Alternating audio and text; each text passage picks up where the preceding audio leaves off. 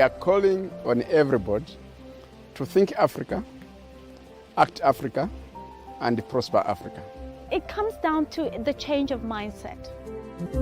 We are implementing the Africa we want. A lot of the countries understand that this is good for them, that it is a game changer. This is an historic moment for our continent.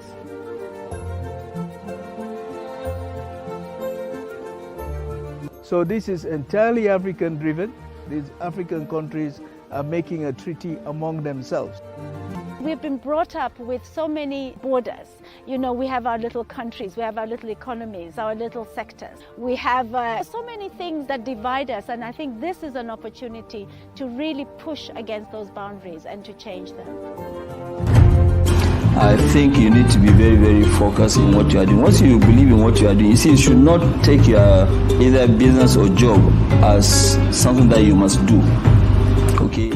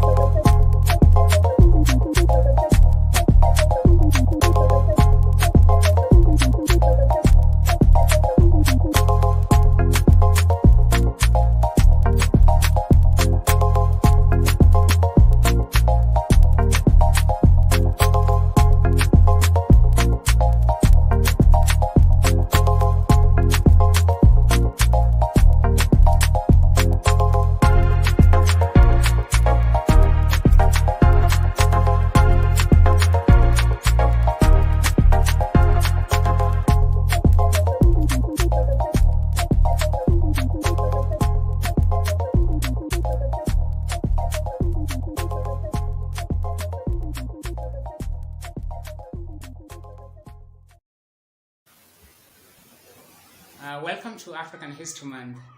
The African History Month is an annual event to celebrate the achievements of people of African descent and acknowledge Africa's enormous contributions to the world's civilization.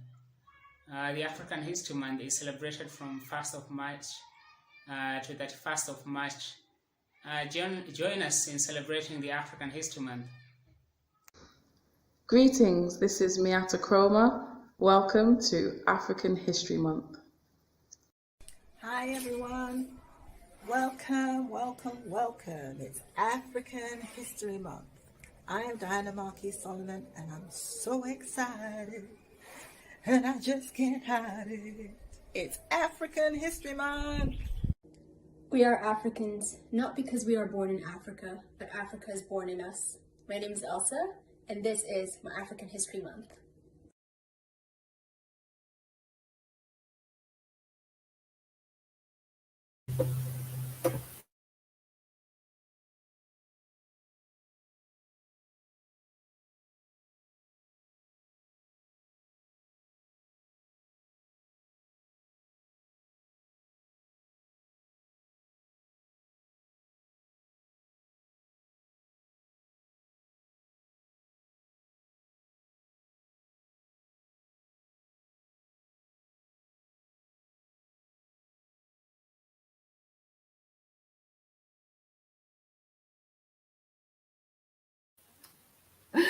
Wow, I had my mic off this entire time. Good evening, everyone, and welcome to tonight's third episode of African History Month. My name is Tuluma Ngabeni, and it is an absolute pleasure hosting you tonight. Thank you so much for joining us. It is always an auspicious and special occasion discussing Africa, discussing everything that we've been through, our struggles and our triumphs, so that we know where we come from and exactly where we're going. I'm not alone though tonight. I'm here with my co-host. Her name is Jonzekani Ndlovu. Jonzekani, could you say hi to everyone?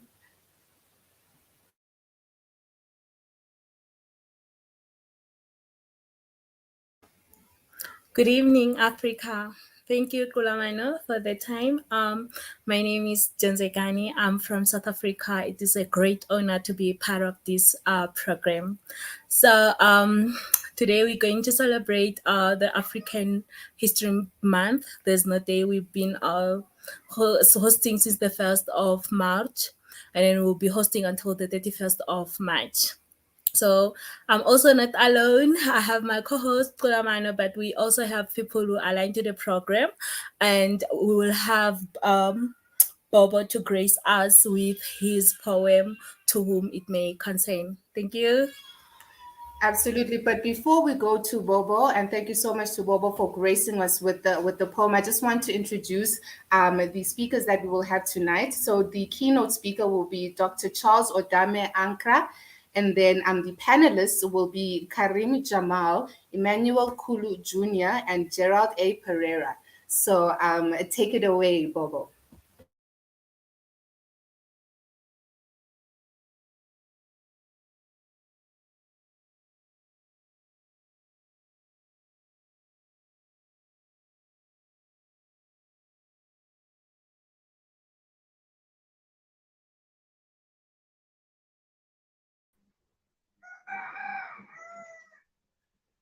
Yeah, greetings from the motherland, Ghana, the gateway to Africa.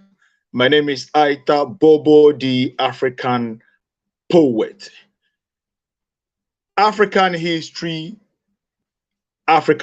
Month. We are so glad to be Africans, and together we can tell our history. Yes, I'm glad to open up with few pieces, and the first one, because we are in a pandemic, I would like to open up with something on the pandemic before I come to my main piece.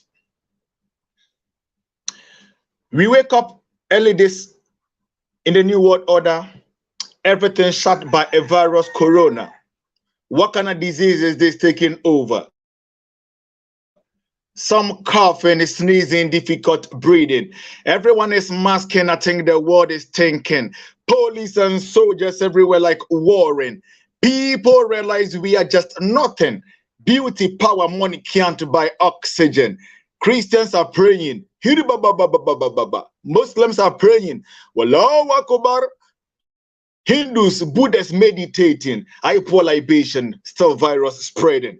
I can't be close, mama. I can't even shake papa. I'm caged. I can't even touch my face. The new weapon, kissing and hugging. My biggest right taken from me.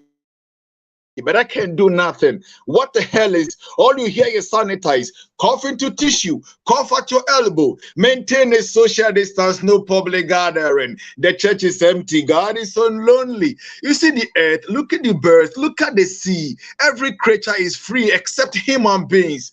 Come on, judging us, replacing trees with towers. This earth, we are just a guest, never masters. Give me palm wine. I'm tired of whiskey. Give me the herbs. Doc Dama Pharmacy. Black melanin. Natural hair beauty. No wig, no makeup, no bleaching. Doc Babylon. Be wise, get more wives. Me wives live together and you're so nice. Poor libation.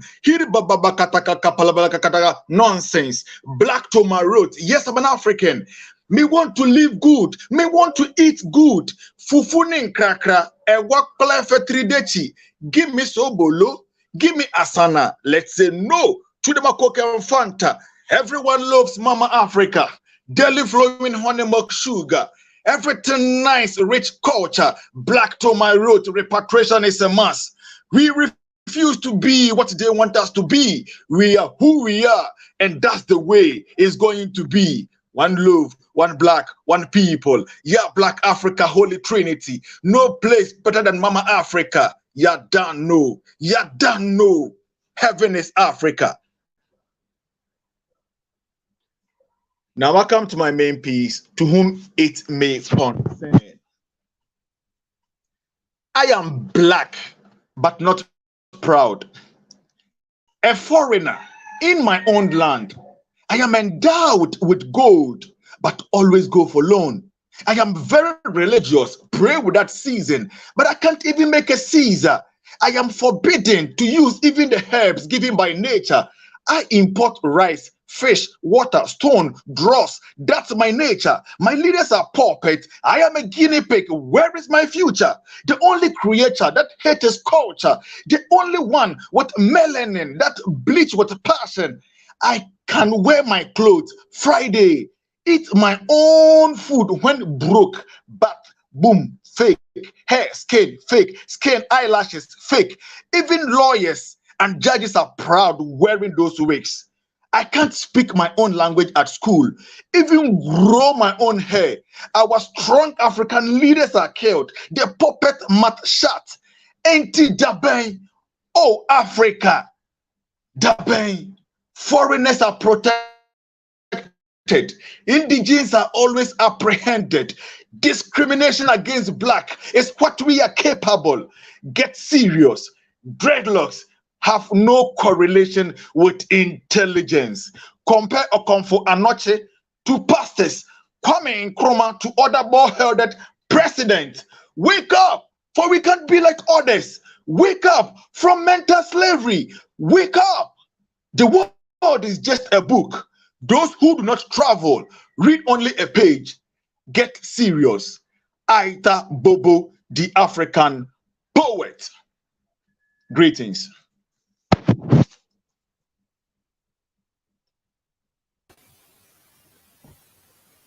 Absolutely beautiful. Wake up, Africa. Be serious, Africa. Those are hard-hitting words that should call for action for anyone who is listening. Thank you so much, Aita Bobo, for that inspiring poem that you have recited for us. Greetings. Thank you so much. So we are live on the United States of Africa Facebook page as well. African History Month YouTube channel and on LinkedIn Live. So we would like to thank our sponsors for making this happen, and a special thanks to the United States of Africa and Council for Ethiopian Diaspora Action, that's the CEDA. So today we will be discussing African history for liberation, why knowing our history matters. Okay, and as we discussed, we have a keynote speaker that is with us tonight that will be talking about the new African shifting from blame to action. Okay, and that is Dr. Charles Odame Ankra, and he will be taking over.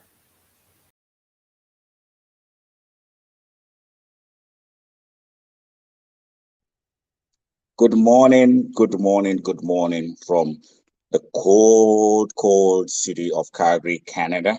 It's morning here. Good evening to you, Africa. Good afternoon to you, where you're watching us live from. Today is a beautiful day, and I want to thank my brother Ait Bob. I can listen to you all day. Such passionate and truthful rendition of beautiful curated words put together. I am very impressed by your work, and I want to connect right after here. I am a Ghanaian by birth and raised in Ghana. Did my undergraduate studies in Ghana, went to the United States of America for my master's, and went to Canada for my PhD. I'm a scientist by training, and I was invited to speak on this very important topic, the African moving from blame to action. And my brother Aita just laid the groundwork for this conversation to begin. Fellow listeners, I want to be very passionate about this because it is about time that we take our destiny into our own hands.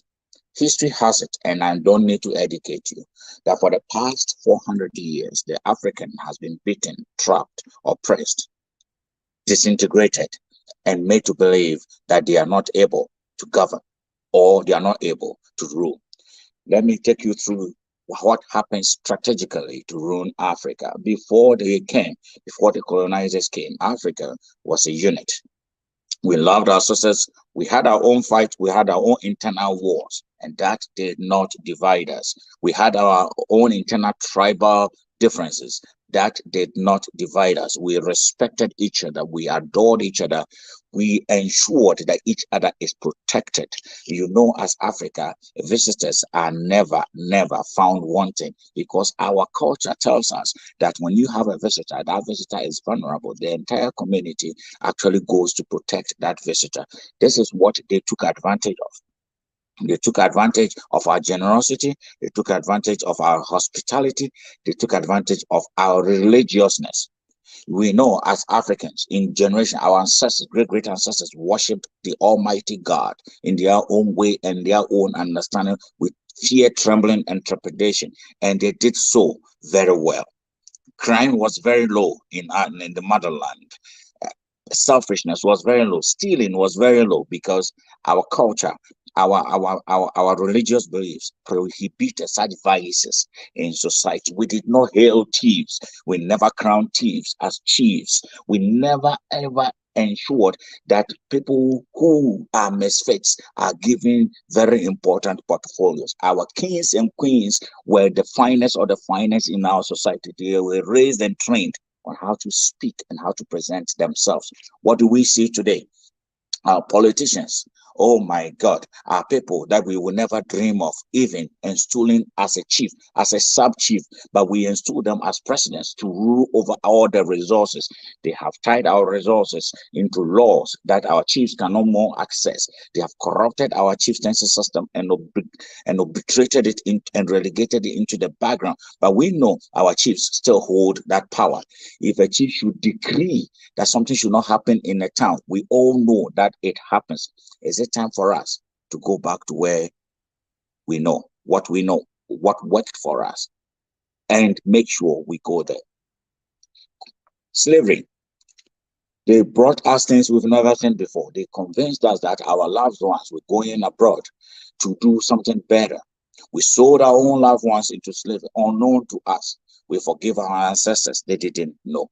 But in that unfortunate incident lies, and I repeat, lies a golden opportunity where now you have blacks all over the globe. Could it have been a divine orchestration by the Maker for Africans to dominate and rule the world? You can imagine wherever Africans are, no matter how much they try to oppress us, we still rise and rule. Obama, Marcus Garvey, Malcolm X, just name them. These people came from very difficult backgrounds. They still rose and they ruled. Look at scientific inventions and innovations around the world. The blacks are dominating and ruling. Look at sports. The blacks are dominating and ruling. So in that unfortunate incident, which has caused us to complain and complain and complain, there lies a golden spoon, and we need to look at that. Colonization. They came. They splitted Africa into countries. I am a Ghanaian. I prefer to have a Ghanaian as a friend than a Nigerian. I have forgotten that when you go back into history, Ghanaians, some might have migrated from Sokoto, some might have migrated from Dahomey, some might have migrated from all over the place. You go to East Africa, West Africa, South Africa, we are all one. Talk to our mothers, the way they raised us. You would think our mothers sat in the same room to decide on how to raise us. We were all raised with the same values and the same virtues. Our fathers treated us the same way. It doesn't matter whether you're a Ghanaian, Congolese, we are the same. It is time for us to realize that the names of the countries that they have put on us is just there to divide us. We are Africans. We are by blood. We are sisters. We are brothers. Oh, the colonizers came and split us on tribal lines. They gave us the most lethal weapons to fight and kill each other, whilst they steal our resources. Look at the civil wars, Rwanda, South Sudan, Ethiopia now, South Africa with its apartheid issues. These are all designed to oppress the African. When can we realize that these things that have been are all designed to keep us at a low level? Freedom. Oh, Nelson Mandela of blessed memory. He fought for freedom with his life. He realized that there is no way the African can develop without fighting for his freedom. We have won that freedom. Oh, when you look at more freedom fighters from West Africa, Kwame Nkrumah, when you go to Ethiopia, King Haile Selassie, all these people fought for freedom for their people. The freedom is won. Our current generation, what else are we fighting for? Oh, what is next for our continent, Africa? What is next for our continent, Africa? Our current generation, you and I. Why are we blaming people? Why? We have freedom. What we have education. Why the blame? Why the blame? I want all of us to pause for a second and stop the blame. It is time for us to take the freedom we've won and move to the next level. Why are we blaming our leaders whilst we make them who they are? Why are we blaming our ancestors because they did what they could do? Why are we not taking our own destiny into our own hands and change Africa? Oh, from South Africa to Cameroon to North Africa to West Africa, Ghana, Accra. Oh, there are fertile lands that whatever you drop will germinate and become food. Why is Africa hungry? Why is Africa hungry? Who are we waiting for to feed our people? Oh, go to Nairobi, go to Kigali, go to Accra, go to Johannesburg. Oh, there are rich black families who have never tasted poverty before. Why do we have poor, sick African children on the streets of Africa? Why are we waiting for the colonizer to bring aid for us to feed our hungry whilst we can feed them? Oh, just look around you. The politicians, when they are sick, they fly in private jets and go abroad to seek medical care. Why the poor is dying on the street? Why are we blaming the white? Why are we not blaming ourselves for our own plight and our own woes? It is time for us to take our destiny into our own hands and change Africa. Obama rose through uncertainties and became the president of America. He needed whites and non-whites to vote for him. In Kenya, you don't need a white person to vote for you. In South Africa, you don't need a white person to vote for you to make you the president. In Ghana, you don't need a white person. In Ethiopia, you don't need a white man. What we need are committed leaders. Is it time for us to look beyond our tribal differences and elect leaders that we can trust, leaders that have the country, leaders that are ready to die?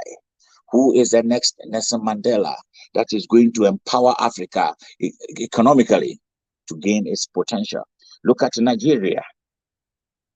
Look at Ghana. Look at Senegal. Look at South Africa. Look at Mozambique. Look at Ethiopia. Look at Eritrea. Look at North Sudan. Look at South Sudan. Look at Egypt. We have what it takes to become world power. Africa does not need the West to dictate to it what it should do. We need to realize that help is within. If it is food, I believe that Cameroon will be able to produce enough food to feed the entire continent of Africa. If it is technology, I believe South Africa has what it takes, infrastructure ready to empower Africa. When it comes to gold, I believe Ghana, South Africa, and many other has enough mineral resources. When it comes to iron, diamond, we do not need the West to tell us how to govern. It is time for us to realize that the blame is enough. It is time to turn around and look into the future with hope. How long did it take China to become an economic power? In 400 years? No. In 70 years. How long did it take Dubai to become an economic power? In 50 years. How long did it take Saudi Arabia to become an economic power? In less than 50 years. So, in a generation, Africa can transform. But let me quote Osajefo Dr. Kwame Nkrumah. The independence of Ghana is meaningless unless it is tied to the total liberation of African countries. It is time for us to realize that our destinies are tied to each other. I cannot sleep well at night in Accra knowing that in Juba somebody is going to get killed just because of their tribal differences. I cannot sleep well at night in Johannesburg knowing that somebody in Nigeria is going to be killed because he doesn't belong to a Muslim sect. I cannot sleep well at night and wake up in Nairobi, knowing that down in Eritrea, some people are going to be killed because they belong to a particular sect. It is time for us to rise and take our destiny into our own hands. I am sick and tired of listening to blames. I want to see an Africa where we are taking our destiny into our own hands. There's a saying in my mother tongue from Ghana, say, "Achia nso empoi." It is just crooked. It's not broken. All we need to do is to set it straight. Africa is just crooked. We can set it straight. And this generation, I am challenging us that it is time for us to rise and build. The white people did not wait anyone from anywhere to come and help them build the economy. They rose up and took their destinies into their own hands and they built their own economy. Why do we expect them to come and do it for us? We have professors, engineers, everyone. It is time for us to create an enabling environment for these highly trained brains to move back to Africa to help develop. Look at Rwanda. What is happening in Rwanda? Development is happening. Look at Ghana. Look at Nigeria. Oh, look at beautiful South Africa. Look at beautiful Nairobi. What are we waiting for to develop our countries? We have no excuse. I'm going to end my presentation soon, and I'm going to call on all of us to stop the war, the physical war, the tribal war, the civil war. Enough. We are one. Enough. We are one. Why are we fighting ourselves? Why, whilst they come in, acting as if they want peace, whilst they are stealing our resources? We need to see the bigger picture. We need to stop the tribalism. Oh, yes, this is a South African. Not welcome in Ghana. This is an Angolan. You're not welcome in Kigali. This is this. You're not welcome here. We need to realize that the opportunity lies in each of our strengths and our weaknesses. What is the weakness of South Africa is the strength of Ghana. What is the strength? The weakness of Ghana will be the strength of Ethiopia. What will be the weakness of Ethiopia will be the strength of Egypt. Let us in harmony come together and develop Mother Africa. How do we develop Mother Africa? We need to go back to the basics. Let us go back to what we know works for our continent. What has worked for years, thousands of years. One, let us go back in installing our tribal leaders and empowering them to ensure that micro-governance is strong, to ensure that people are in tune with their cultures. People believe in their system again. We need our cultural leaders. We need them to push and propel development in the communities. So I'm talking about micro developments in Africa, across Africa. Every town in Africa has a chief. We need to bring them back into the development equation.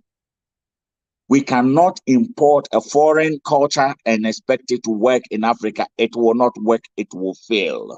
It is time for us to also call for our structure that we know has worked, our councils, our local council elders, to reinstitute them so that our children will realize that there's structure, there's a place for them to go. It is time for us to open our doors and welcome home our brothers from the diaspora.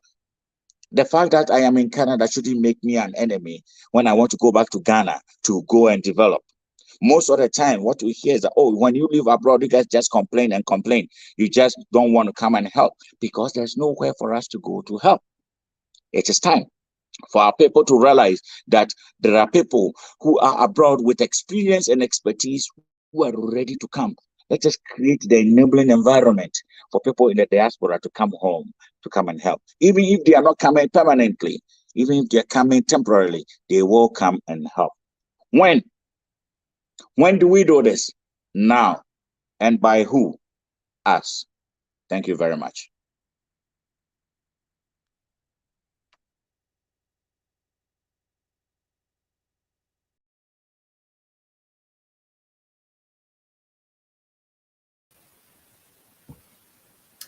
Thank you so much, Dr. Charles. Wow, what a call to action. You know, taking responsibility, taking accountability. How will you fix something if you don't know that it's broken? How will you move forward if you don't take ownership of your own future? So thank you so much, Dr. Charles, for that. That was a brilliant.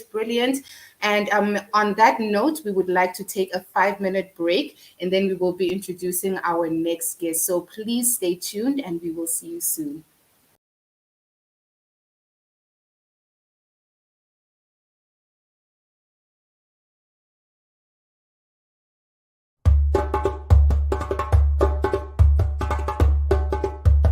We are calling on everybody to think Africa, act Africa, and prosper Africa. It comes down to the change of mindset. We are implementing the Africa we want. A lot of the countries understand that this is good for them, that it is a game changer. This is an historic moment for our continent.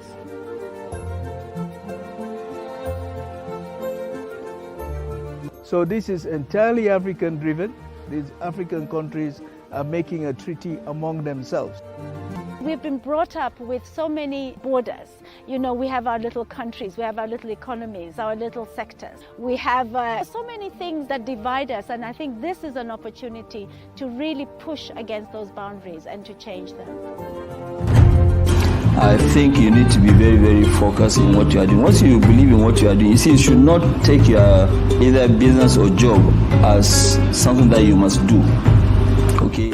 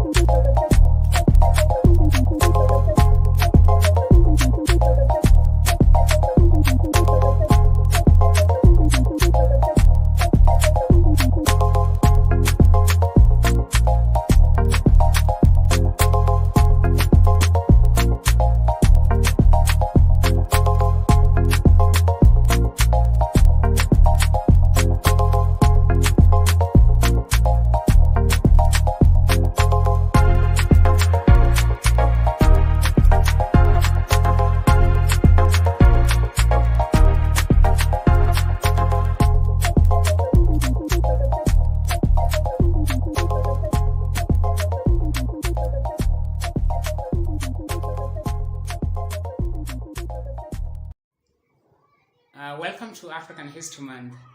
The African History Month is an annual event to celebrate the achievements of people of African descent and acknowledge Africa's enormous contributions to the world's civilization.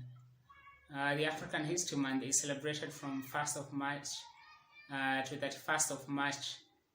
Join us in celebrating the African History Month. Greetings, this is Miata Chroma. Welcome to African History Month.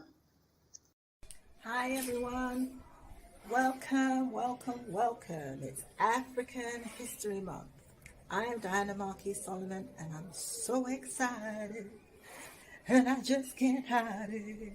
It's African History Month.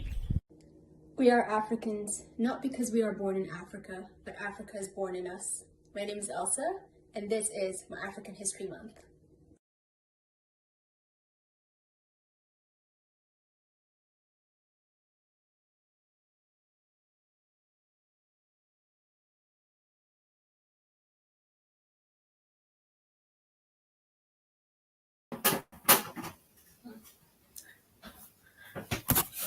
Welcome back to our third annual event.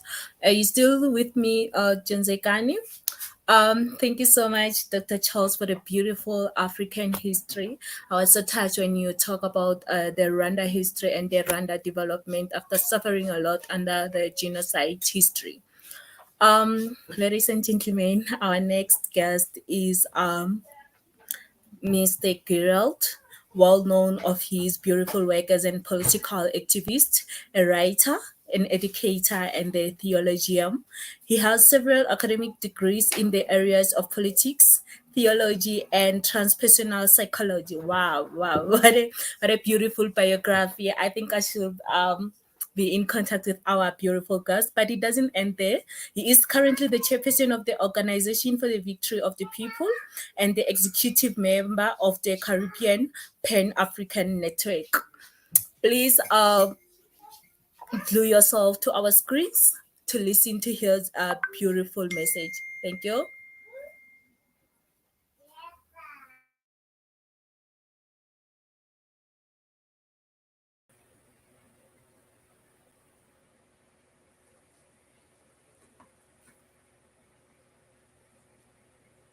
Can I go ahead?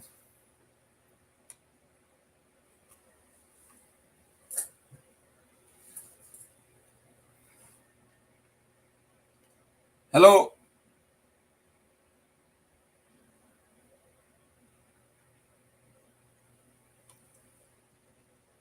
Greetings.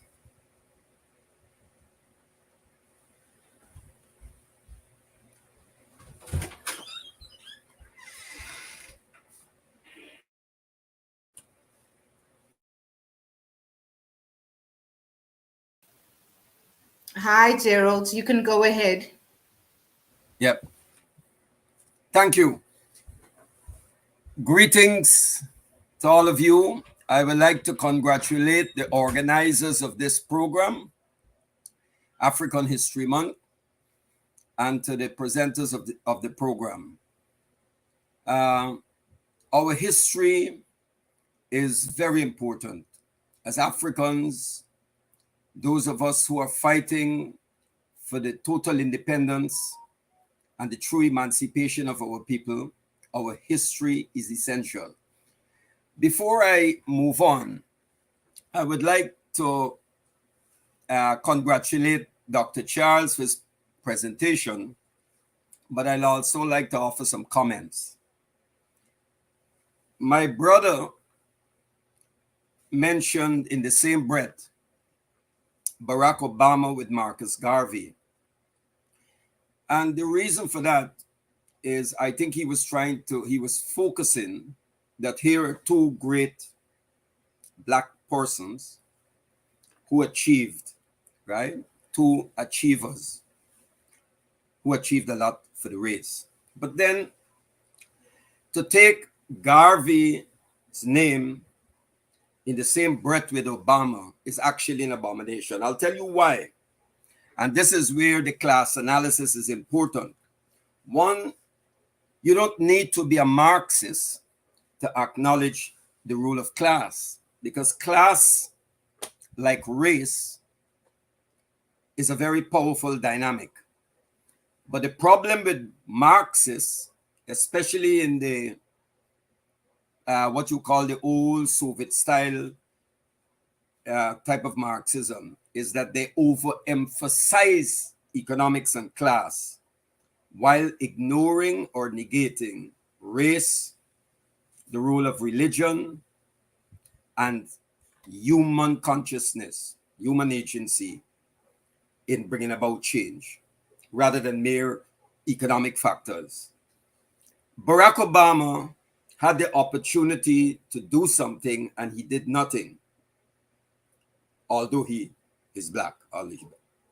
Obama, there were groups who wrote to Obama demanding and asking him that he exonerate, that he do something to clear the name of Marcus Garvey, and he did not. So for people like me, coming from a revolutionary Afrocentric Pan-Africanism, I see understanding white supremacy and how it works. I see Barack Obama was just a black face of white supremacy. Having said that, I would like to move straight on to why our history is important. Because history is not just about great personalities and dates and what have you. The past, as C.L.R. James said, the past is in the future. The past lives in the present, and our understanding of the past will give us a proper understanding of the present and how we ought to move forward into the future. Our history must be told, we must be the tellers of our own story, our history. Volumes were written by the Europeans about African history, and today we know the difference. We've made tremendous achievement in terms of our own scholars and academics who have wrote volumes debunking Eurocentric lies and repositioning the African to the center as his own, as the teller of his own story. When your history is twisted upside down or inside out or distorted, then it is an assault on your dignity. And if you don't know your history, then you lose track of everything. You don't know who you are. And for us to understand our history, we need to revisit. We need to go back and look at our own academics, our own scholars who have done some excellent work on African history.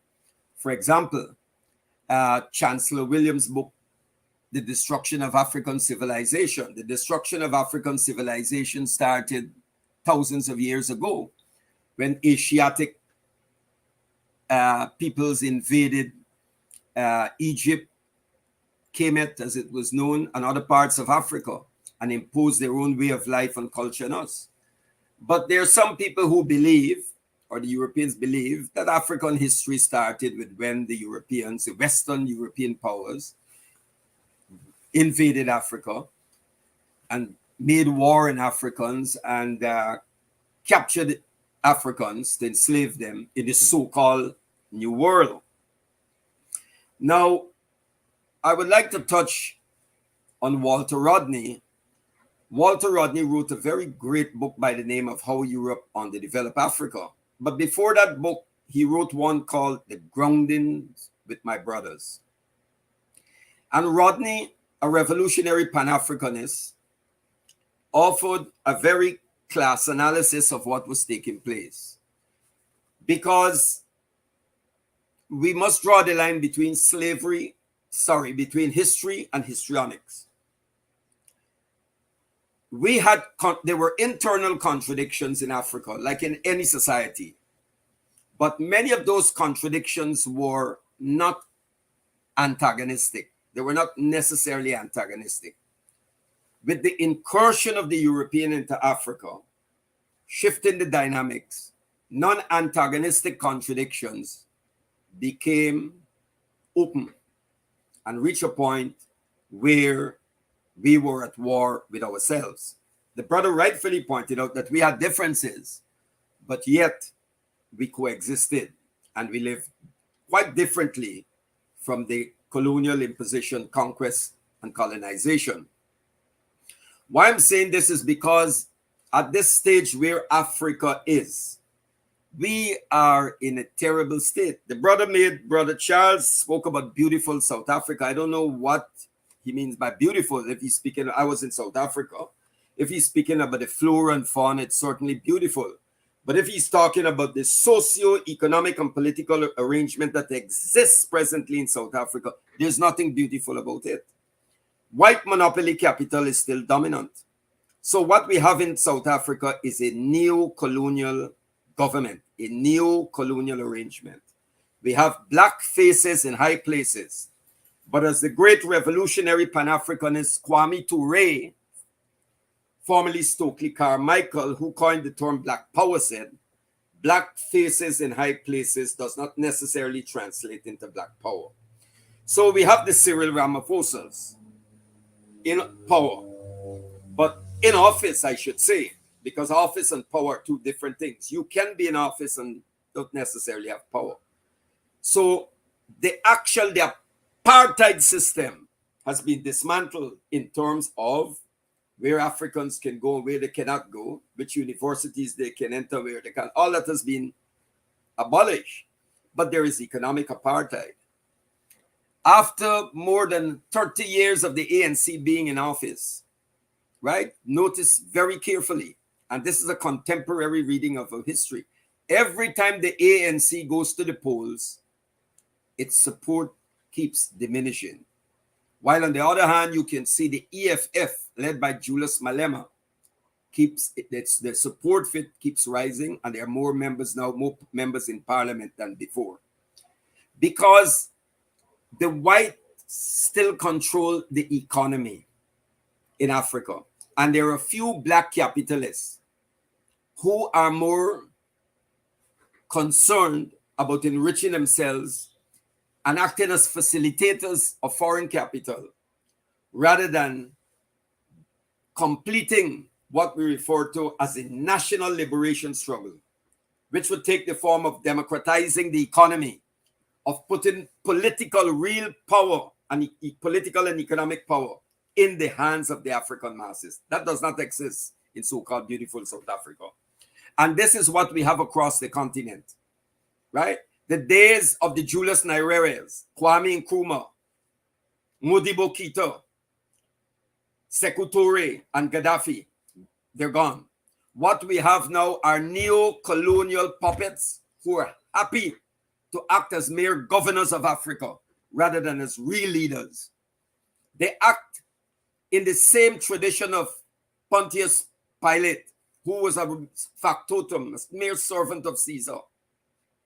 And they are happy to be governors on behalf of the empire. Look at Africa today. We have almost every African country, there's an American military base, African. And they were going to put one in Ghana, but the people of Ghana made noise and they had to backtrack. And that is how it should be. That is how it should be. We need to understand that we have our history is important, because if we don't understand, as George Santayana once said, the past, then we are bound to repeat the mistakes. You don't have to be a Marxist to acknowledge a truth that Marx observed, that history has a way of repeating itself. He didn't mean literally that it repeat itself, but there are some similarities and entities that can manifest itself. He said first as tragedy, then second as farce. You know, we fought to expel the colonialists, Kwame Nkrumah, Sekou Touré, Modibo Keita in Mali, Ahmed Ben Bella in Algeria, Jamal Nasser, and all of these leaders. And today, we have invited the Western imperial powers to come in and to rape our country. They imposed neoliberal economics in Africa. And after more than 35 years of neoliberal economics in Africa, look at where Africa is. Africa is the wealthiest continent in terms of its resources, what's under the ground. And look at our condition. It's more than about leadership. We have to have courageous leadership, of course, but we need a programmatic platform. We need revolutionary formations that will have a programmatic platform that can move beyond neoliberal capitalism. We have to realize that capitalism is alien to the African spirit and ethos. There would have been no capitalist development, as Walter Rodney pointed out, in how Europe underdeveloped Africa. And the first Prime Minister of Trinidad and Tobago, the late Dr. Eric Williams, wrote in his book, Capitalism and Slavery. Capitalism provided the material and economic basis for Western development. Had it not been for the trade in captured Africans, Western Europe and the United States would not be where they are today. And that brings me now to where we are. Because the reason the West was able to lead the former Soviet bloc or the former communist countries was primarily because they had hundreds of years of free labor, which the former Soviet Union or Russia today or Poland or Czechoslovakia did not have. Right? It's like going for 100 miles race, and one person is going to start some way 2 corners from the finish line, and you got to start 50 corners back. So that is when you look at it and you compare the former Eastern Bloc with the capitalist countries. And that is why today we need to use our history to understand something that we are faced with, because it has global impact, and it's going to impact, it has already started to impact on us as Africans in the motherland and the diaspora. And that is the present conflict in the Ukraine. Now, I have heard some of our people saying, well, it's a white boys' war, so we keep out of it. Now, that's living in your head, sad to say. It's unrealistic, because if the white boys, as you say, decide to drop bombs, nuclear weapons, we certainly won't be spared. So what am I getting at? Let me be clear. Okay? First of all,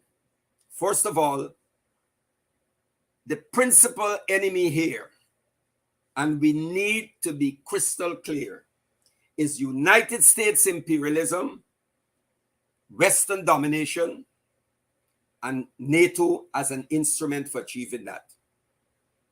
Okay? When NATO and the United States went in and bombed and destroyed one of Africa's most prosperous countries, a lot of us weren't crying out for Libya, but now we are crying out for blue-eyed, blonde-haired people in the Ukraine. You see, white supremacy is not just a system of domination. It's also like a disease. It can affect you. It can affect you, and it can get even to progressive elements. When Black lives, we talk about Black Lives Matter, but when for the past 60 or more than that, the United States of America went into Panama to remove one man who was once their client, Manuel Noriega, and they bombed Panama using the stealth bomber and killed many Africans in the Black community. They invaded Grenada, they did the same. They destroyed Iraq on the basis of a lie. Okay? They went into different countries. They bombed the former Yugoslavia and all of those countries. So what we have today now is the United States trying to encircle Russia. Because the idea is not just to destroy Russia, it's also to get to China. And we, looking at where we are in terms of our conditions as Africans, we are weak militarily and economically. And in this world of realpolitik, we have to say, as Mao Zedong said, know who are your friends and who are your enemies. And as a Pan-Africanist, the Russian is not my problem. Russia did not went to Africa and capture Africans and build their economies.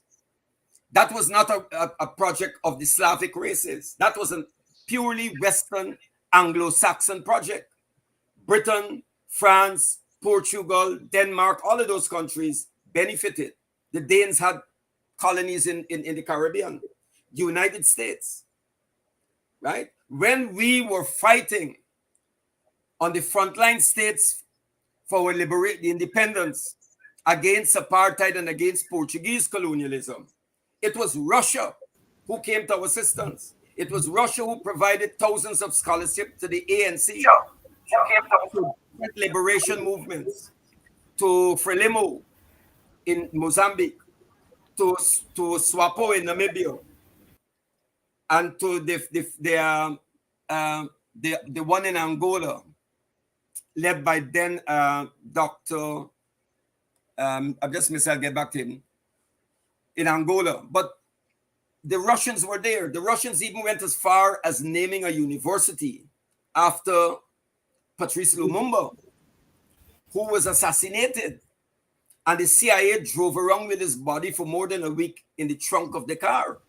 So we have to look at who are our enemies. I am not here. I am not no pro-Russian or anything, but as a political activist, One who are the trenches and one I don't construct. Hello. Thank you so much, Gerald. Is that time? Okay. I think we have been notified to start the discussion, the panel discussion. Good. Yes. What a power. Hi, Kareem, Jamal. Nice to meet you, sir. How are you, sir? Good. Can you hear me? Yes, I can hear you loud and clear. And Gerard, what a powerful. I can listen to you all day.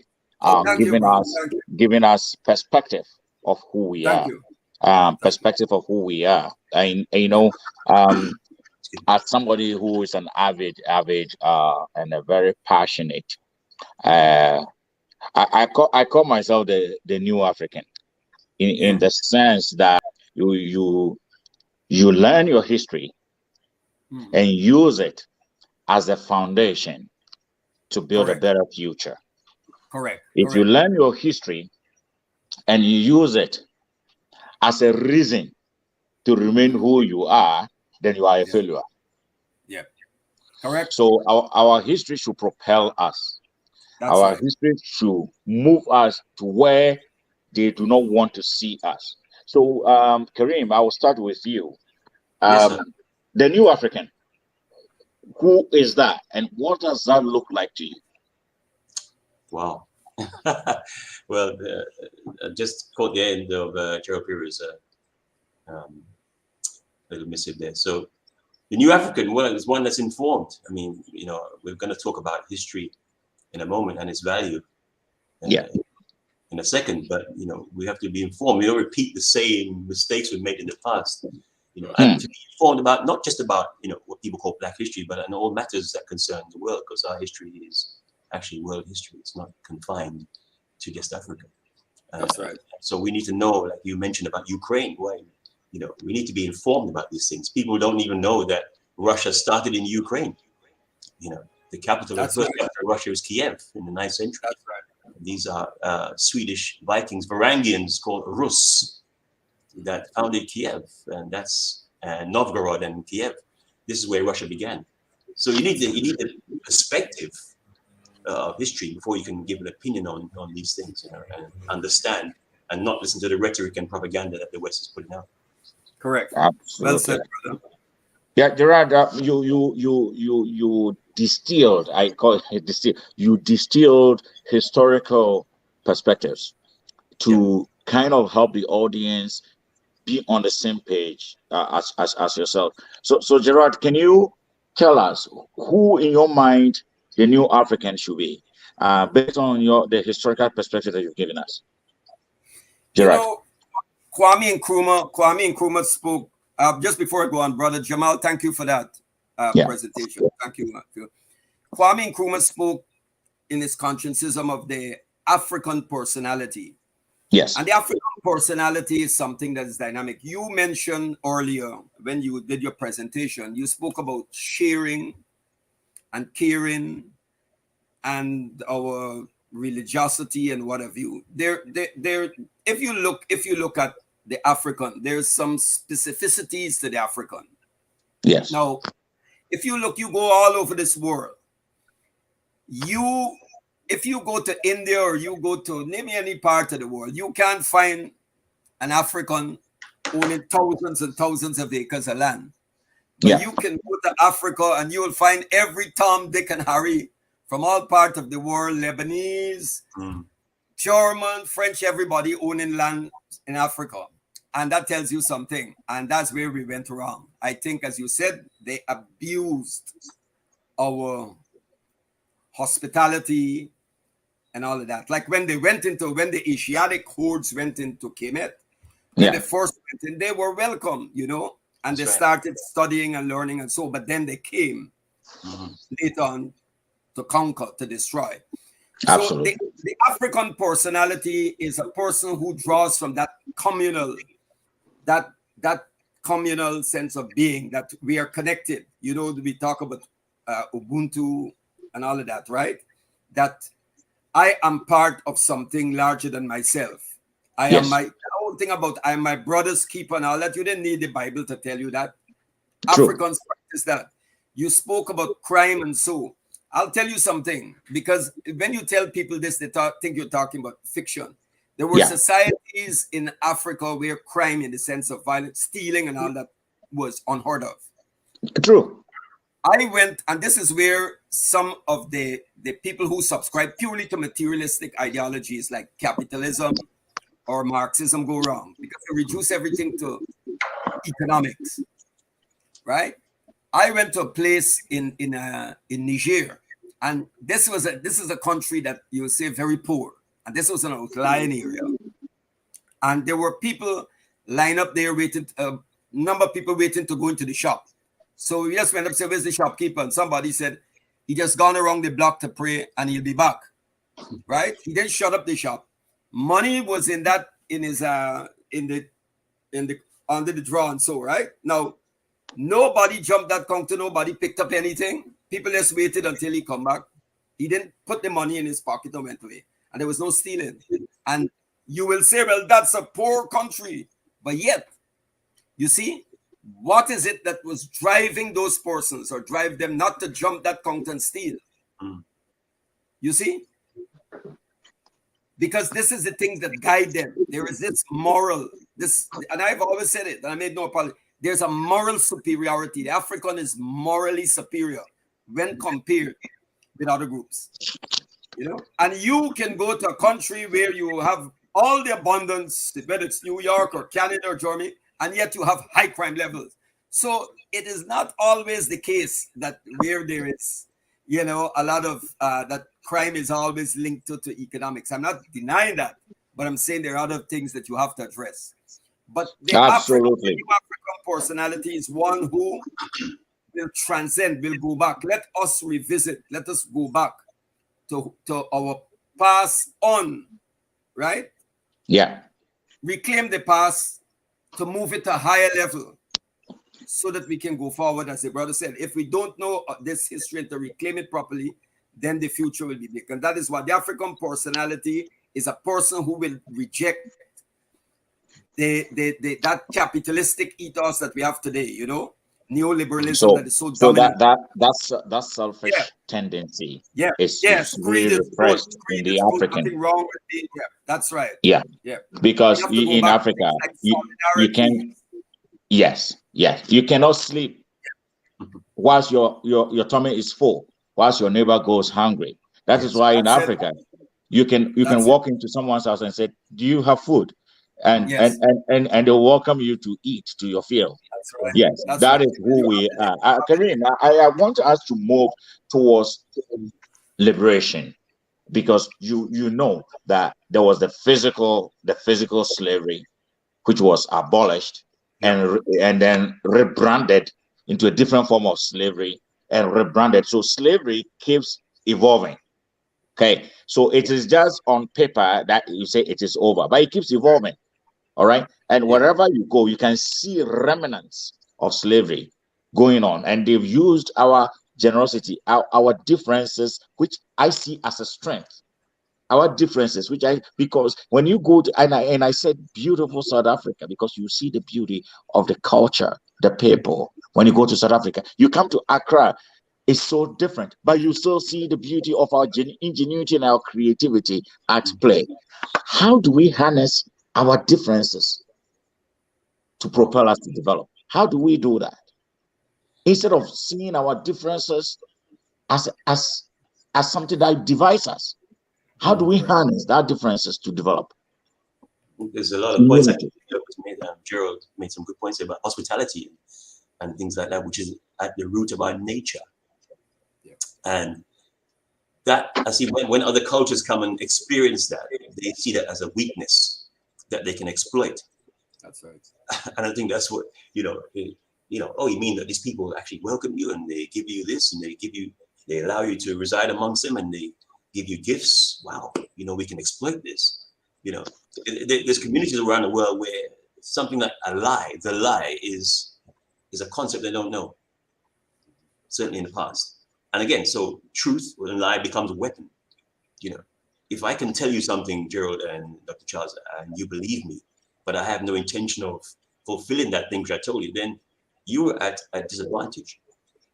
because I can exploit that. And that's something that has been exploited over a period of time. We talked about differences just now. And I think that's really important because, as African people in Africa and diaspora, Black people are not the same everywhere. We have differences. And I think that's one thing we must understand, and I think sometimes that goes by the wayside. People don't understand that we have different beliefs, different cultures. Africa is a massive place, and so within that, there's different cultures and different things. And I think sometimes, and especially now, I think the West in the past have used that to exacerbate differences between peoples and create and foment disaffection amongst groups and so on. And that's why we saw these different types of uprisings and war and internecine struggles and that kind of thing. So yes, there are differences. And I think we need to understand that, but the differences are fine. There's nothing wrong with that. It's a beautiful thing, actually, that we can exploit and we can learn from one another. Correct. And harness that thing. So yeah, I think that, I want you to stress that differences are fine. There's nothing wrong with it. It actually makes it more beautiful. That is a very powerful statement that I want African History Month to capture that statement for me, because we need to let people know it is okay for us to have our differences. But there's a beautiful thing that lies in it, that it shows our uniqueness, our diversity, and that gives us the strength to even come together to showcase ourselves to the world as one people with different branches. Like one tree has many branches, and these branches have different shapes and sub branches. Some have leaves, some don't have leaves, but it is the same tree. To me, that is a very powerful statement, Kareem. That is really, really powerful. It's very important. Very good. Because Kwame Ture once said, he said, with our differences, the European refer to our differences, they say that we don't have unity. Correct. But their differences, they refer to it as pluralism. Yeah. Yes. Exactly. Because that is exactly how they have portrayed everything about us. People who have never traveled to Africa before, when you talk to them, do not be surprised. They will ask you, I have a friend who comes from Djibouti. By any chance, you might know him. I'm like, I come from Accra. It's a continent of millions of people. How on earth would I be able to know somebody from South Africa? I don't know. But it tells you the myopicness that they've made Africa to look. And I want to tell our viewers that it's even disheartening to see that they have scaled the map of Africa on geography to look small than the rest of the world. But you can fit China, you can fit USA into Africa. That is how vast Africa looks like. But even on drawing in academic literature, they have scaled Africa into a size that make visually look as if it is small and diminished. I want to ask to shift our focus to the new economy. Post-COVID, African economies have been really devastated by COVID. Economies are struggling, currencies are dropping. What I just want to see, what will be 2 or 3 things in your mind that African countries can collaborate to do to help each other overcome these difficulties economically? Brother Gerard. Brother, you're from Ghana. Yes.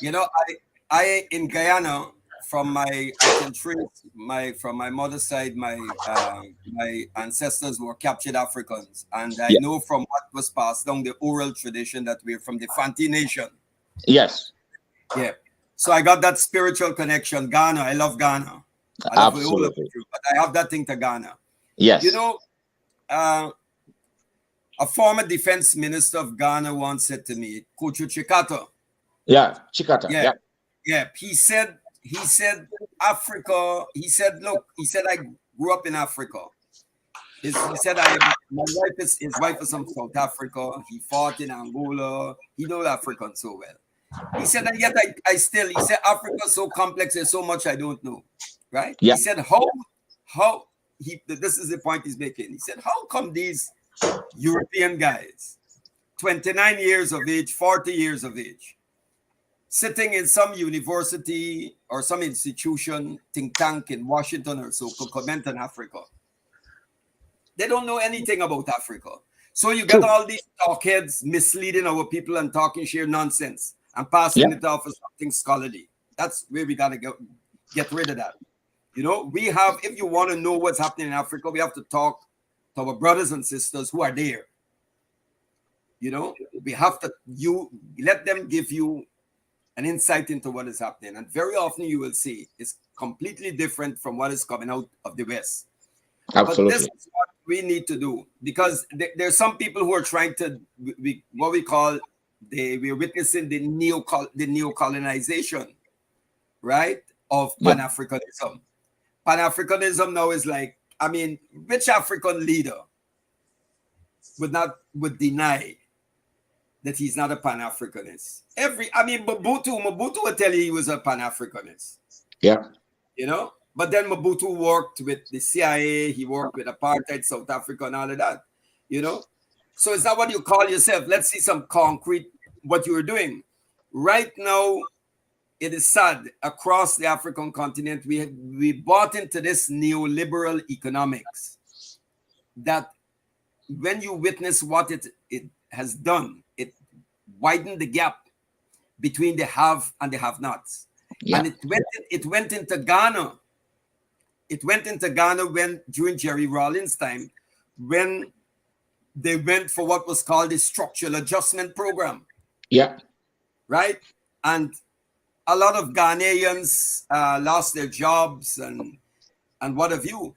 And when they started to give you their so-called aid, it came with all the conditions. So I remember when I went to Ghana, you had brothers and sisters with masters and PhDs in economics, so they couldn't find jobs. True. And these same people were bringing people from their countries with masters to put them into the jobs. Absolutely. You know, that Ghanaians should have been doing. So, you know, we have, as you mentioned earlier, Kwame Nkrumah said it, political independence is meaningless without economic independence. And what the neoliberal project did was open us, we refer to being the process of recolonization before us, right? And we're in a state of what is called dependency. One economist in the Caribbean referred to it as the persistent poverty.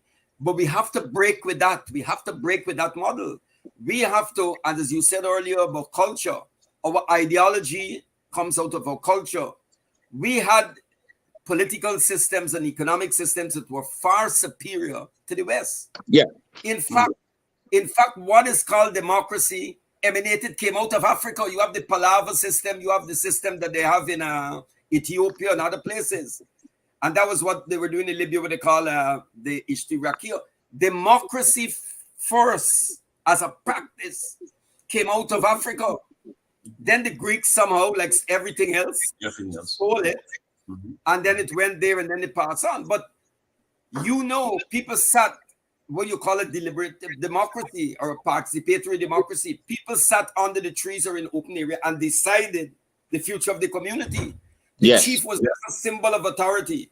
He was a symbol of authority, but he didn't have absolute right over the community. Absolutely. You know, he represented that, but people had a say. Yes. You know, we had a say there was no old people's home in Africa. No.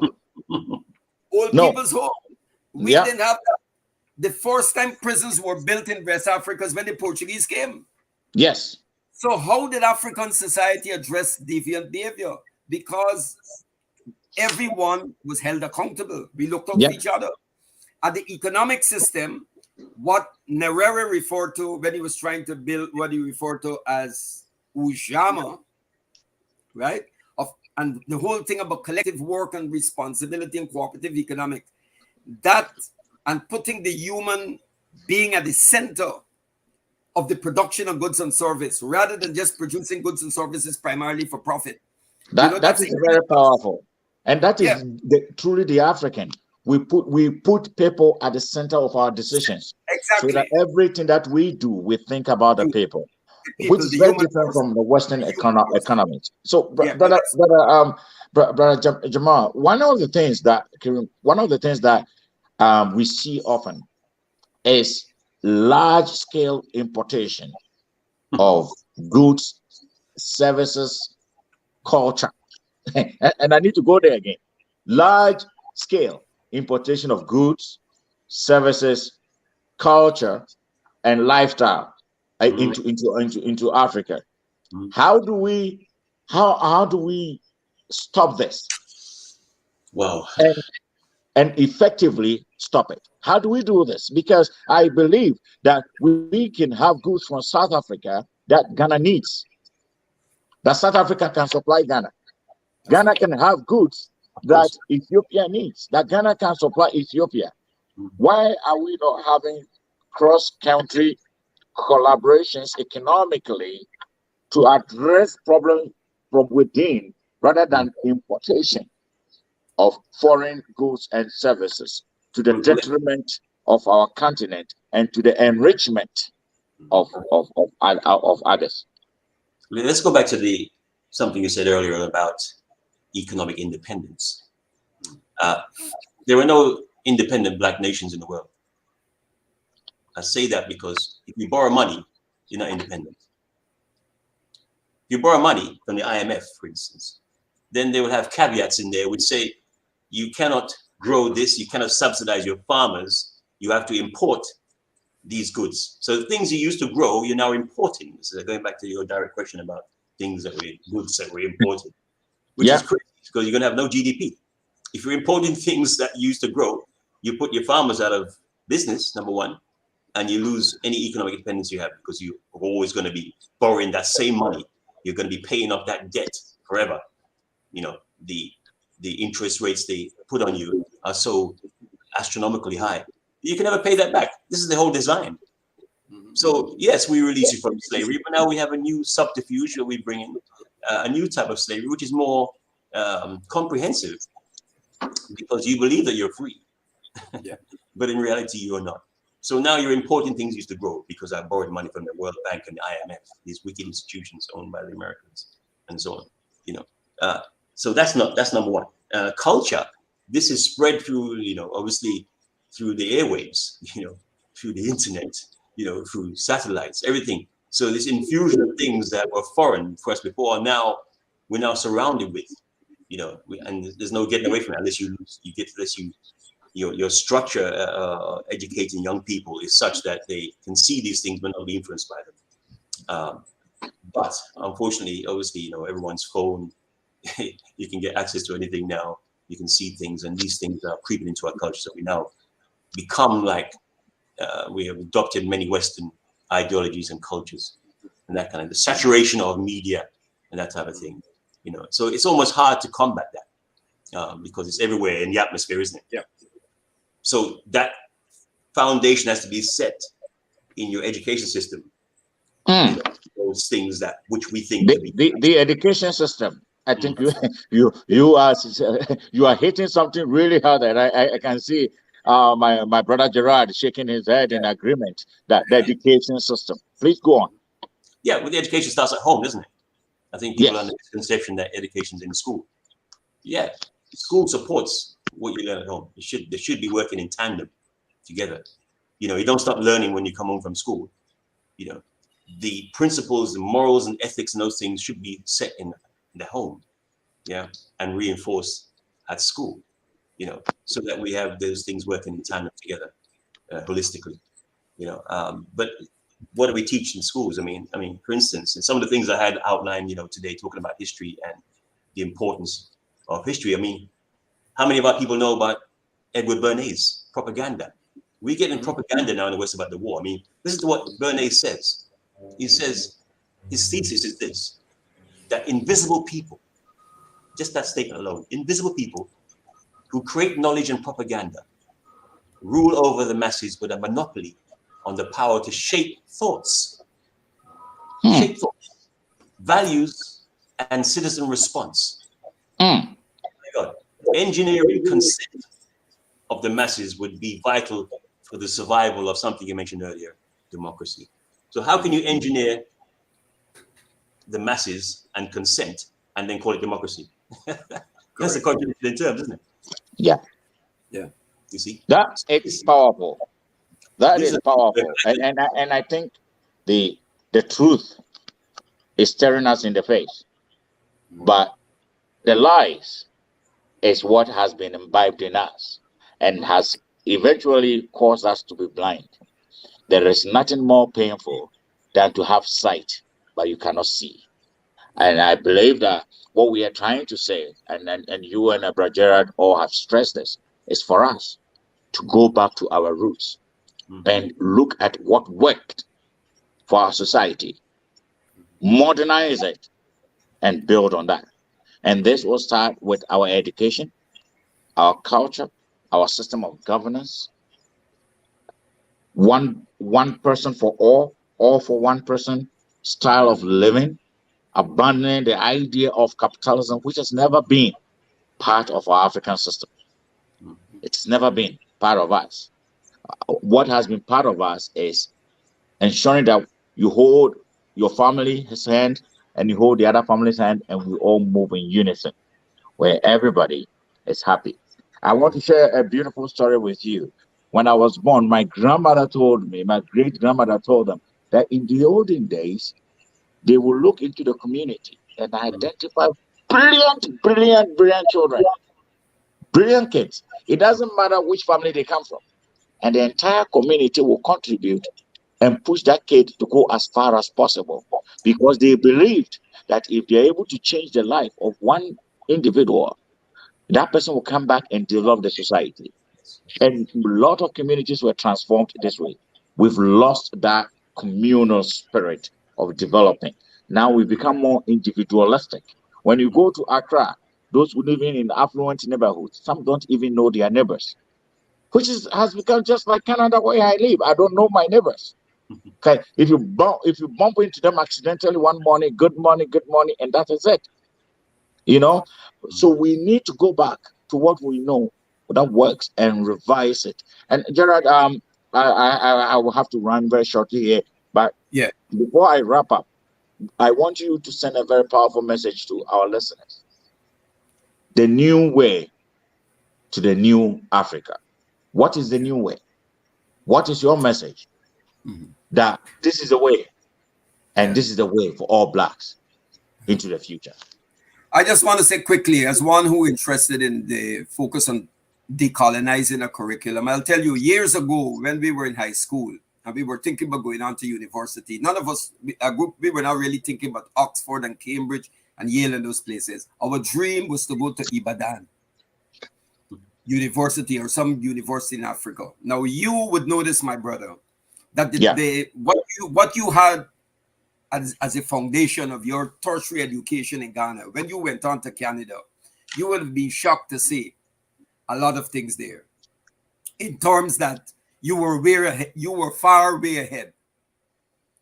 A lot of Africans go, there's this myth that the Western universities are the top, and we have people pouring there. I know a brother who came here and was teaching in the Caribbean, a senior law, a professor of law, and he was trying to encourage brothers and sisters from the diaspora to go to Africa and pursue higher studies. And we got to start there. That's something we must do, because we believe that only when you come out of Oxford or Cambridge or Yale, right? It's a myth. These institutions exist primarily to maintain and perpetuate the global order, right? Yeah. The dominance. Good. But the new Africa, what I'm saying, we have to recenter. We have to start seeing the world through our eyes, through our culture, what we refer to as Afrocentricity, right? And we have to realize that holding on to alien ideologies is not going to do anything for us, right? As the brother said, we're not just, we can't say we're independent, right? When we're borrowing from the IMF and you have all these conditions come in. So we're not economically independent. Even politically, when we're voting outside, they come up to you and tell you how to vote or else. Good. When it comes even to the education system, right? We still believe, we still are, hold on to the Western epistemological tradition, the way we acquire knowledge and construct it and all of that. We still believe that. We still believe, many of us, I thought when I was at high school that cap and gown on graduation day was something that came out of Europe. No, it started in Africa. Yeah. So we said, no, we're not going to wear any cap and gown until we discover, no, this thing started in Africa. Yeah. But we didn't know that. So our history is important. It is important in playing the role to discover who we are. When we trample on our history and don't know it, then our dignity will be violated. Thank you. What a powerful statement. We need to know our history. And knowing our history, we need to know the truth. And that will help define the future. Doc, what is your message that you're leaving our viewers with before I leave you guys to continue with the panel discussion? Sorry. Yes, Karim. Yes, sorry. I wanted to hear your thoughts on the new way. That you just turn this over to me. That's okay. Welcome. How are you doing? And I will hand over to you right now to continue the discussion. We've talked about how we can move forward. How do we break the chains? Okay, the invisible chains. How do we break it? This has been a powerful discussion. In many ways. I want to hand over to you to continue the discussion. It is about time that we move into the new Africa with a common purpose and a common goal. Have a wonderful afternoon, gentlemen. It's been a real pleasure, and I will be in touch with all of you. Thank you. Thank you, Brother Dr. Charles. It has been powerful. Brother Gerald, you were just stating clearly that without the accurate knowledge of history, right, without the understanding of the grounding of the foundation of the rituals that we engage in, and not understanding the things that we can control. You're very clear about the things that we are out of control of. But if we can understand our historical legacy, that begins to build the foundation. I love the statement, foundation upon which we can build on to reclaim the totality of our Africanness, that we do operate from a Eurocentric perspective, and we do allow ourselves to be guided and governed by alien constructs. And so I thank you so much for those powerful statements. And Brother Kareem, again, the truth of who we are and the power of understanding our history leads to liberation. So I just wanted to see if there was some another statement or two, Kareem, from you. That's a closing thought, right? How would you couch this idea of our beingness as a people, and how does history inform us of our being, and what are some things that we should do? Give us like 2 or 3 things that we should do as an African people to reestablish our African sovereignty. Good question. Thank you, sir. Well, for ourselves, I mean, I kind of divided this idea of history into 3 kind of spheres, and the effects on ourselves, our communities, and on our future. And on ourselves, I mean, history gives us a personal collective identity. People discover their place in time through stories, families, communities, and nations. These stories of freedom and equality, injustice, struggle, loss, and achievement, and courage, triumph, shape people's personal values that guide them through life. So without that foundation, we have no identity. Identity is really important, isn't it? Otherwise, if we don't tell our own stories, then somebody else will tell them for us. And they won't reflect very well on us. Obviously we're gonna, I mean, Winston Churchill, that imperialist ideologue, he said that history will be kind to him because he's going to write it. Well, that says to me that he's going to be in charge of his own legacy. And that doesn't matter if it's true or a lie. Whatever he's going to write, because it's going to reflect well in him. We have to reclaim our history, and we have to encourage critical thinking in people, challenging thoughts, asking questions. And I think not just Black people, I think people in general just absorb information. Critical thinking is not there. Why? Who? When? Where? This doesn't sound right. Let me challenge this thing. Those are vital skills for survival. I mean, how many people know? Let me expand this to on a global level. That without Russia, there would be no United States of America. Nobody knows that. Who knows that? Abraham Lincoln and the Tsar Alexander II, when Britain was getting cotton from the Confederate States in the South, correct? Yeah, wanted that to continue. And they were arming the South, the Confederates. And they threatened to enter into the war, putting troops on the ground. But Russia said, hold on a minute. If you do that, we will bring the war to Paris and to London. Yes. And to show he meant business, the Tsar sent 2 fleets, one to New York and one to San Francisco. Just sat there to see if Britain would enter the war on the side of the Confederates. And that would enable Lincoln to prosecute the war and to be successful. People don't know these histories, but now today, Britain is the special relationship with America, and Russia is the enemy. That's a 360 degree. These are things we have to be informed of these things, so we can then, when we make opinion on these things, we understand what we're saying, not just listen to propaganda and saying, "Oh, Russia this, Putin this," all these kind of things. And that, it's on an international level. We have to understand all of these things because they're going to affect us. I think, Gerald, you said that earlier on. You can't say this doesn't concern us. This is about white people. No, it's nonsense. If atom bombs drop, they're going to kill us too. Yeah. So when we have our opinions, we have to have a holistic opinion on all history. And not be influenced by this stuff. So, to create vibrant communities, our community, history is a foundation for strong and vibrant communities. There's no question about that. So you said 3 things. You said one thing is about, part number 2 was what really stuck with me, was about critical thinking. You said the idea of history and identity. And the last thing you said was creating vibrant communities. And so you dropped a bomb by saying that Russia is a contributing factor, if not the sole supporter of the establishment of the United States of America. We want to even add to that history, as you just mentioned about cotton, to let people recognize that the technology of understanding how to take cotton and weave it into fabric came out of West Africa initially, and so they were exporting or bringing that particular fabric out of that, and then they thought about a way to increase their earnings by bringing the population to the soil, and then that made the U.S. a world.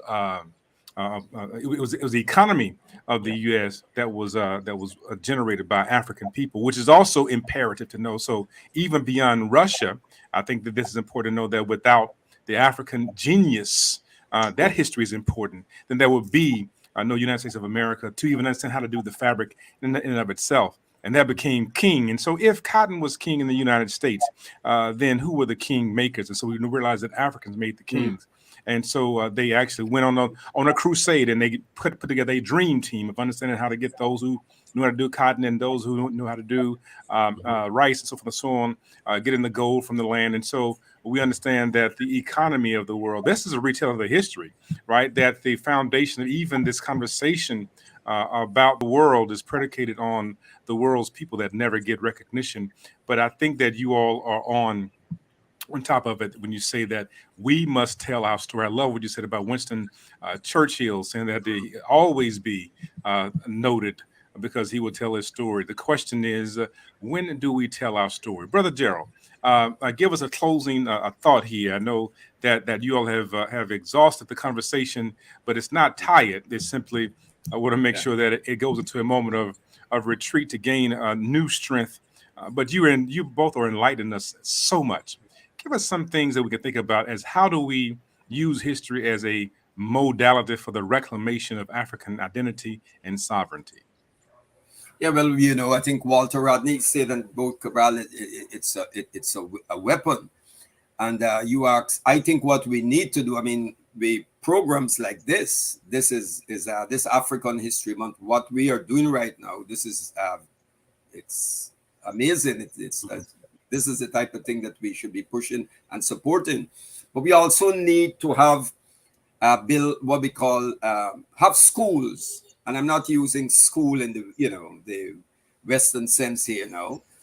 It can take place in a discussion on that tree or in a village, whatever we have. But we need to have this the discussion, and so at a grassroots level where it's free, where we can engage people at the community level to participate.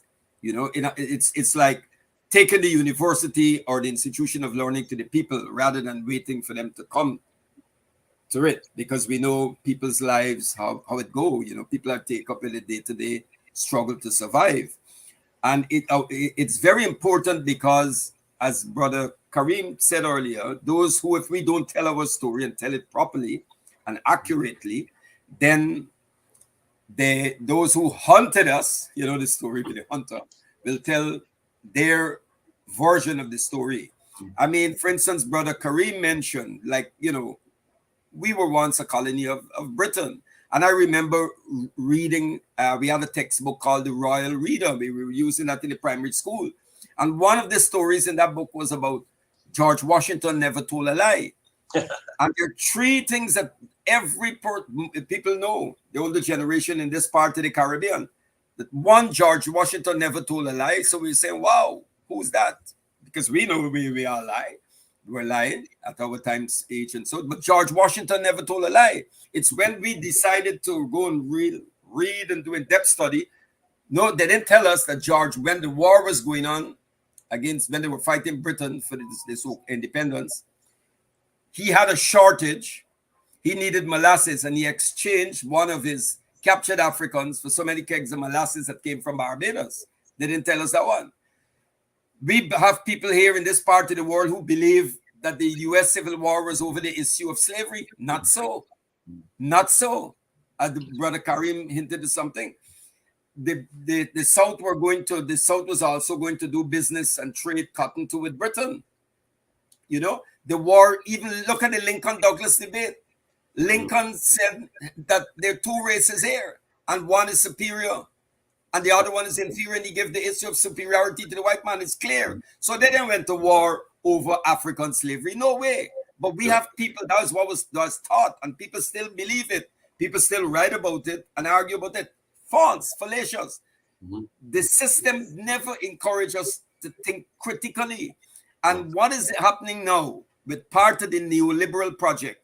You would have witnessed it, my brother, psychologists, all of you. Part of the neoliberal project, the assault on the universities. For example, big business are financing departments and in different universities. And one of the things, they did it in New Zealand, they did it all over. They want you to close down or minimize the philosophy department of cultural studies, right? Look at the assault on critical race theory and so, right? They don't want you to do anthropology and history. At one of the universities, the campus in Trinidad, there's no longer a bachelor's degree in history. Wow. Right? What's the reason for that? They're putting money into the so-called STEM subjects: science, technology, engineering, mathematics, and those things, because they want to create technicians, people who are just mechanistic, in a mechanistic way of thinking. Critical theory. Right? When we start to really get into philosophy, and then we're going to read African philosophy, we're going to read Stolen Legacy, and then all of these things, and so it's going to rock the boat, and they don't want that. And this neoliberal thing is more than economics. It's an attempt at a new anthropology to reshape the human being, right? So values like caring and loving and sharing and solidarity and concern for your brother and your brother, that is thrown out of the window.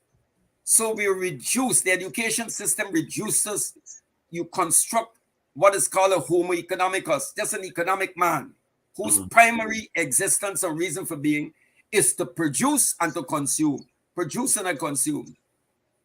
And that's what it's about. And in that process, our entire being, our personality is being eroded, you know? And that, as the brother said earlier, it's hard, but we have to struggle against this. And we have to create alternative institutions, spaces that we can get the young ones at a very young, you know, early age, and teach them, pass on a lot of what we're talking here to them. So powerful about when you said that the removal of history from the coursework in Trinidad, and when we begin. When we talk about science, technology, engineering, mathematics, or even some say the arts in that process, we have to look at the technology of African people.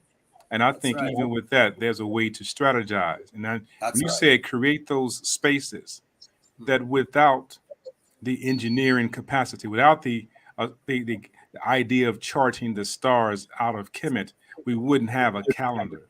Without the genius of Benjamin Banneker to create the first clock in America, then how long would it have been before America would have had a clock, the functioning clock?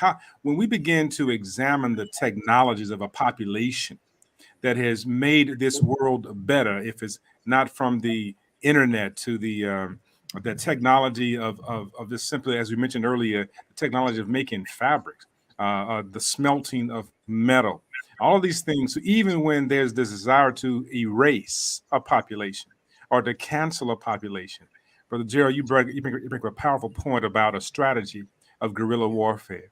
That is that we can take the same process and go right into science and bring back what they're trying to eradicate. That would, even without Kemet, you wouldn't have chemistry, right? So this is heavy stuff. So even in the attempt, you cannot erase the greatest, the GOAT, the greatest of all times. And so we recognize this. And I know that you all have been here for an hour and 40 minutes.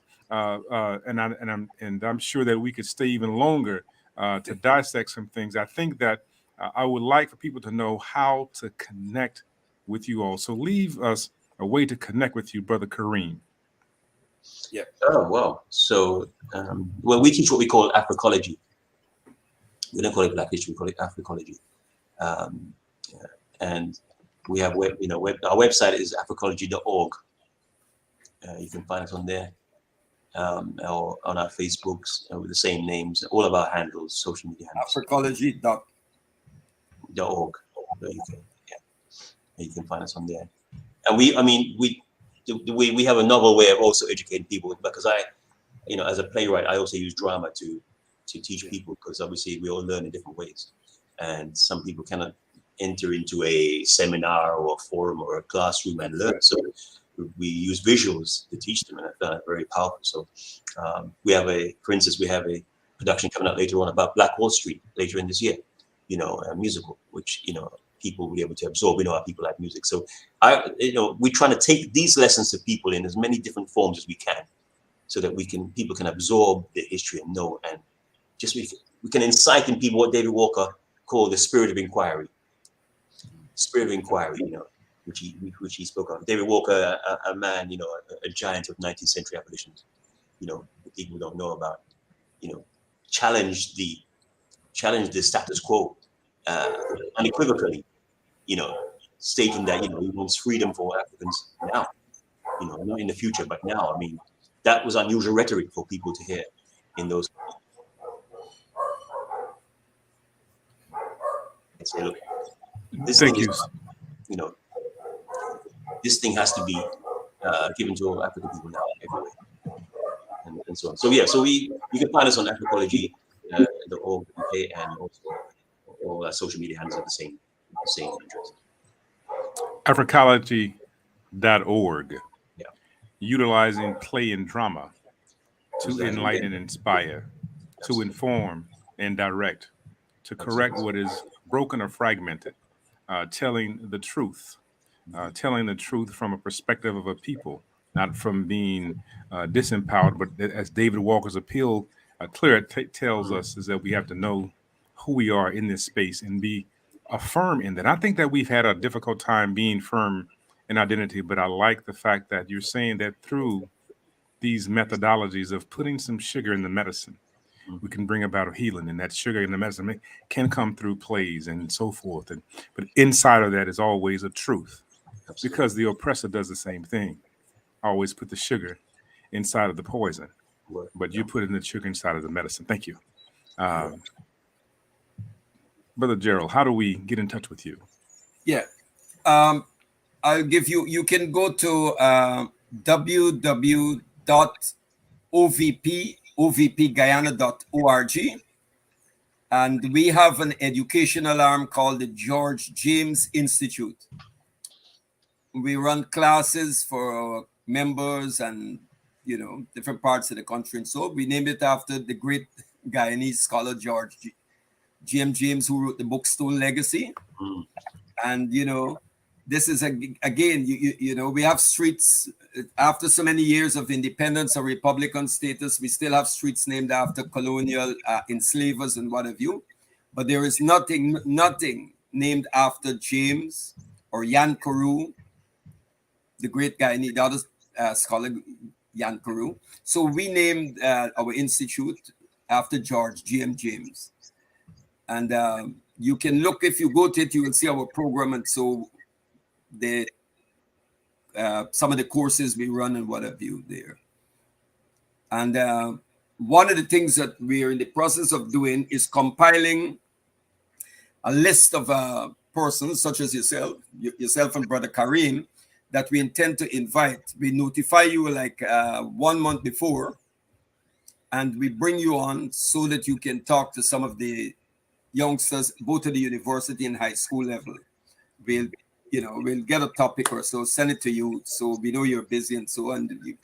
You have time, and then we bring you on a Zoom. That's one of the things we're doing. It's good to expose them, like those. We have some youngsters who are into theater, so you can talk to Brother Kareem and so.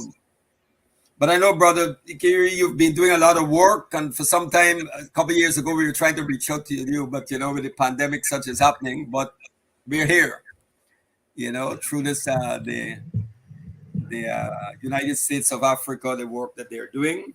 Yes. And the Global Pan-African Network. Yeah. Yes. So thank you so much, Brother Gerald. We are stay in contact, and I'll notify you so that you can participate, give a talk, Zoom to some of our activists. Brother, I'm not scared. As you already know, I'm not scared to come to the guy now. I've been there, Sister Hammy. I know you said that. so I am not scared. I love the space, and Sister was trying to get me to move there some time ago, and I drug my heels on that. But I thank you, brother, so much for your time and giving of your intellect, and more importantly, dedicating your lives to those that have been dispossessed and despised. We know that this work does not come with a high dollar sign, but it comes with a great reward as people are encouraged to be and to become more powerful. We want to thank Brother Daniel Mabonu for organizing this particular organization to call for the United States of Africa, to call for the history of a population of Africa to be brought from the back to the front. And we know that it's only possible for people like you that tune in. But remember that these individuals, Gerald and Kareem and others, are out here on the grind to make sure that we are enlightened and uplifted, knowing the truth of who we are. And when we recognize and acknowledge one another, it is there that we can begin to be whole.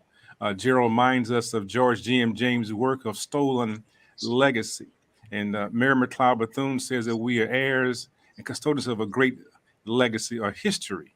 And that legacy has been stolen from us. What happens to a people when they suffer from identity theft?